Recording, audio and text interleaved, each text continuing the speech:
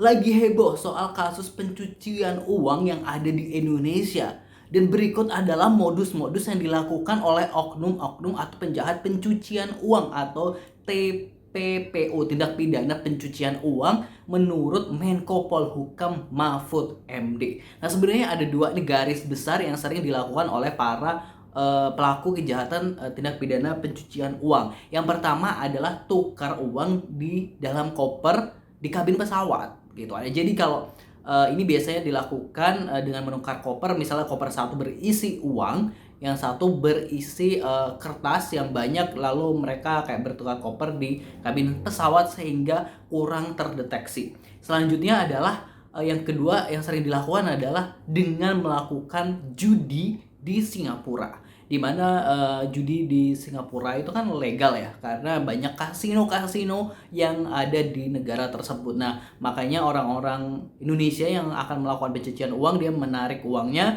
lalu dibawa ke Singapura, lalu mereka berjudi. Nah, mereka akan pulang, nah seolah-olah uang tersebut adalah uang hasil judi, bukan hasil apa gitu. Mereka akan mengakui bahwa uang itu adalah uang hasil judi di Singapura, sehingga itu akan mengkamuflase di mana uang tersebut sehingga tidak dicurigai sebagai hasil dari pencucian uang. Wah, ngeri banget ya.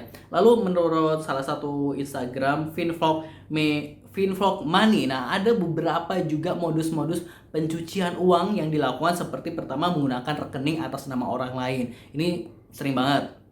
Terus memiliki perusahaan cangkang sebagai alat pencucian uang. Nah, ini kalau lihat di drakor-drakor drama Korea, kalau yang Vincenzo misalnya itu ada kayak istilah perusahaan-perusahaan cangkang. Nah, ternyata perusahaan-perusahaan ini nih sebenarnya nggak ada alias fiktif gitu kan. Sebenarnya perusahaan juga nggak bergerak gitu kan, atau nggak jalan, tapi dananya ada yang masuk ke dalam perusahaan cangkang tersebut.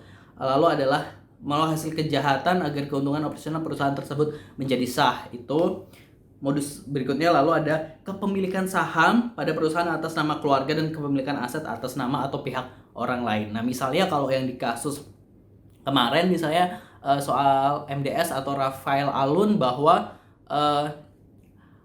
soal Rubicon itu kan atas nama orang lain. Nah, itu salah satu aset yang di atas namanya orang lain, bukan atas nama pribadi. Jadi begitu. Nah, itu tadi sedikit tentang modus-modus pencucian uang. Mudah-mudahan Indonesia ini yang terus berbenah dalam RUU-nya, undang-undangnya, untuk menangkap, menjerat para aktor-aktor pencucian uang ini. Semoga semakin banyak yang terjerat, karena ini juga merugikan negara, dan pastinya tindak pidana pencucian uang ini lebih merugikan lagi dari korupsi itu hanya kalau menurut Menko Polhukam Mahfud MD. Seperti apa? Apakah teman-teman punya trik lain dari pencucian uang yang sering dilakukan? Boleh tulis di kolom komentar. Jangan lupa subscribe TVGN.